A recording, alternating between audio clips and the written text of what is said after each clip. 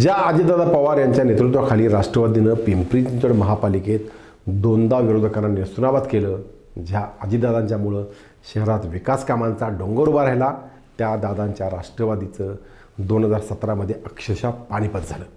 हे कसं झालं हा सवालसुद्धा आजसुद्धा विचारला जातो. खरं तर दादांच्यामुळं राष्ट्रवादीनं 2007मध्ये 105 पैकी 60 आणि 2012मध्ये 128 पैकी 83 जागा जिंकल्या होत्या. त्यावेळी अपक्षांनासुद्धा दादांचीच साथ द्यावी लागली. तेव्हा दादाच महापालिकेचे सर्वेसर्वा होते. दादाने आमदार, महापौर, स्थायी समिती अध्यक्ष, गटनेता अशी झाडून पदं सगळ्यांना दिली. अनेकांचं कल्याणसुद्धा केलं. पण याच काळात दादांच्या फटकळ स्वभावामुळं अनेकांना शाब्दिक फटकेसुद्धा बसले. दादा सकाळी 6लाच कामाला सुरुवात करायची. विकास कामं दर्जेदार व्हावीत यावर त्यांची कडी नजर असायची. यासाठी ते वरिष्ठ अधिकाऱ्यांचा पाणउतारा करायला सुद्धा मागं पुढे पाहत नाहीचे.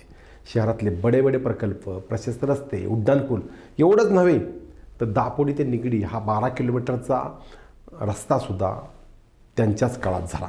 पण याच काळात महापालिकेत भ्रष्टाचार फोफावला होता. पालिकेतल्या सत्ताधारी कारभाऱ्यांनी आणि त्यांच्या जवळच्या लोकांनी पालिका बदनाम करून टाकली. त्यामुळे पक्षाच्या अब्रूची लक्तरं वेशीवर टांगली जाऊ लागली. त्यामुळे राष्ट्रवादीला शहरवासियांनी नाकारलं. त्यातच भाजपचा मोदी पॅटर्न सुरू झालेला. त्यामुळे पक्षाची नगरसेवकांची संख्या 83वरून 36वर आली आणि अजितदादांच्या नेतृत्वाला झटका बसला. हा किस्सा तुम्हाला कसा वाटला ते आम्हाला आवर्जून तुम्ही कमेंट करून सांगा. आणि अजूनही आमचा चॅनल सबस्क्राईब केला नसेल तर तो आत्ताच करा. धन्यवाद. जय महाराष्ट्र.